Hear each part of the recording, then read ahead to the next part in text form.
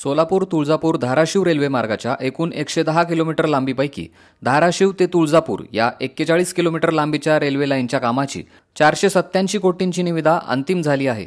या अनुषंगाने बैठक घेण्यात आली असून कंत्राटदाराला नियुक्ती आदेश देऊन 1 सप्टेंबरपासून काम सुरू करण्याच्या सूचना आमदार राणा जगजितसिंह पाटील यांनी संबंधित कंत्राटदार व रेल्वे अधिकाऱ्यांना दिल्या आहेत।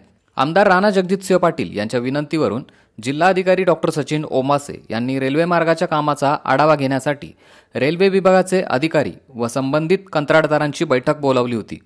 सोलापूर धाराशिव रेल्वे मार्गाच्या कामाचा कालावधी 5 वर्षांवरून 2.5 वर्ष करण्यासाठी या कामाचे 3 भाग करण्यात आले आहेत।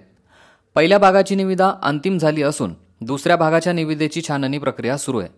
ही प्रक्रिया लवकरात लवकर पूर्ण करून कार्यारंभ आदेश देण्याच्या सूचनाही या बैठकीमध्ये रेल्वे अधिकाऱ्यांना देण्यात आल्या आहेत।